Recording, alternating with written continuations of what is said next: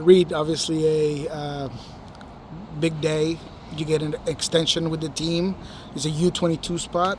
Just your thought between all of it and the way it kind of played out. Yeah, I'm really excited. Obviously, like growing up in Seattle, play for the team is like great group of players. Everyone's staff. Like it's a great place to be. I'm super happy and super excited to continue to play for the Sounders here and keep going with that process. When you look at your trajectory, right? I mean, there's been so many highs, so many lows. You've had some injuries. You are one of the highest prospects of the team. When you put it all together, what is it that stands out of your time here with the Sounders? Yeah, I think you said. I think there have been lots of highs and lows, but I think it's helped me a lot. It's a great, again, like the people here, the staff, players, everything is like have helped me through that process, which has been huge, and I've really appreciated. And so yeah, throughout the highs and lows, it's about persevering and keep it going. And yeah, now this is obviously doesn't change where I'm at, but it's a great moment that I'm very excited for. And it signifies the continuing of this process, which I'm really happy about. You're not obviously on the same team as Obed, but that you're both going to the U20 World Cup. There's got to be something extra satisfying about a guy that you came through the whole system with. Yeah, definitely. I was very frustrated about being injured when we played Mexico in Spain at the start of the year. I was like, it was right when I was back from I was cleared for 30 minutes, and so I didn't get released to the camp. But yeah, so it's really exciting to get to go there. And yeah, I would love to play against him in a knockout game in the World Cup. That'd be fun. What was the decision like for this? I mean, was it a no-brainer for you to go to the U20 World Cup? Was there some discussion about maybe staying here? Yeah, there's a lot of that, but which I can't really get into. But I'm really excited for the opportunity. It's a once in a lifetime thing, which is you get to play in the World Cup, and it's not ever guaranteed. And so it's something that's been one of my goals for a long time. Like it's been ever since the start of the U20 cycle, ever since I learned there was a U20 World Cup. But when I was getting called up to a U13 national team camp, it's been kind of the culmination of that process. So it's obviously a goal I've looked forward to for years and years and worked for. So it's made it a really exciting time to now be able to head to Chile in a couple days and get playing games. Reed, obviously we've seen your skills over the years, but what's the next evolution of your game? What are the one or two things maybe you really want to work on to be better at?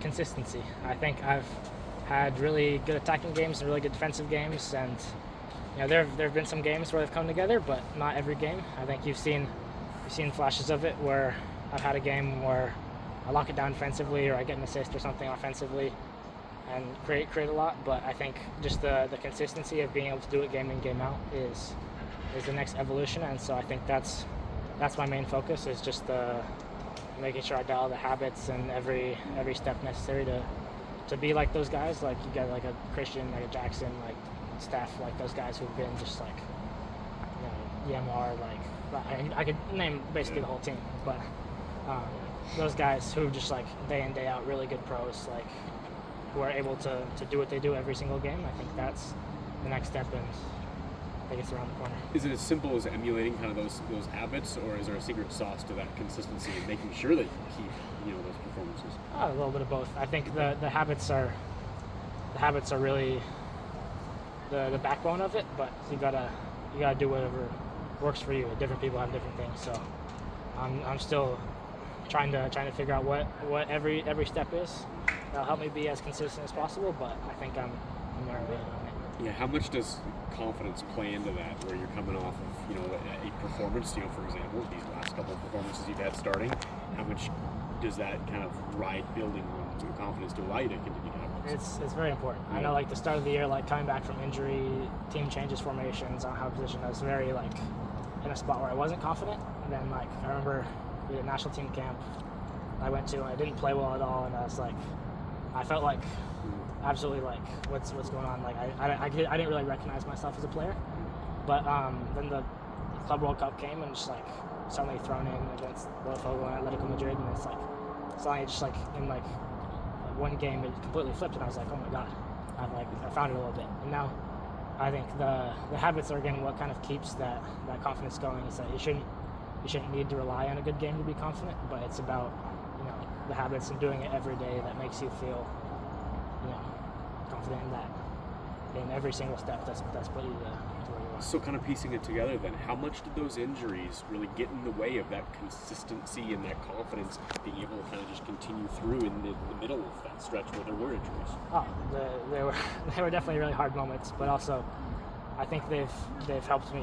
Hard moments make you stronger. I think despite the frustration that I still feel looking back on it, it's like, obviously I'm not like happy looking back on those moments because they're tough times, but I really think that they've helped me become who I am. Like now, my physical habits are pretty nailed. Like I have a routine of like stretching and ice bath and the activation in the morning and everything after training that's happened because of that, and that I didn't have before I got injured when I was 17. So obviously like tough moments, but they've helped make me stronger and helped give me better habits to get where I am now. Reed, is part of that Last couple evolution for solidifying in a position, or do you enjoy the versatility of being both, you know, at times a winger, at times a fullback, a wingback? There's a little bit of both. I think honestly the versatility is helpful. I think it's helped me in the past to get on the field when I didn't have a single position, but I think overall now it's about getting one position, and I think I've really grown into this left back role. At first, like I remember when I first started playing it, I was a little out of my depth. I felt like I was playing center back. I never played center back before, and so I was like, that was like a mental thing that took me a while to like, you know, understand the feedback from Andy and Preki about like positioning, defensive body shape, like where to be in the builds, like how to build out as a center back, looking for the like inside passes first and all those things.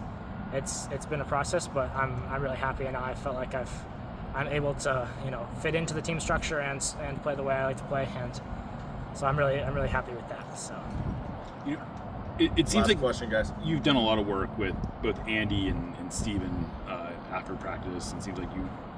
What do you get out of those extra sessions, and what role have they played in your evolution this year?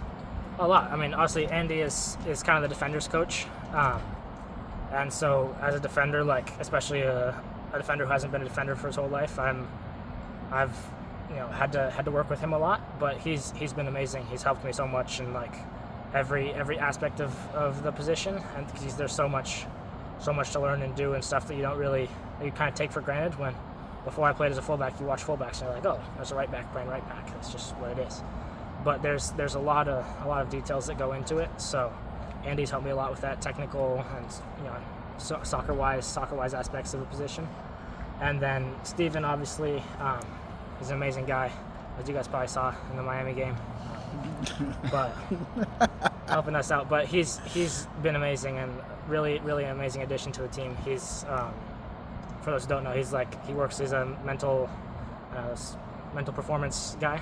I don't know the exact title, but obviously that goes in hand with the kind of the maturing habits and that I've talked about to become more consistent and more professional in that way. And he's been really helpful because obviously I've had a tendency to get frustrated about mistakes and stuff like that, which is obviously something you can't afford to do when the level is this high. So he's been really helpful in getting the mental aspects of soccer just in general dialed. And so those two, obviously, I could name every person on the staff as someone who's helped me a lot, but those two have been really great on both the soccer and mental side. So. Thanks, guys. Thank you.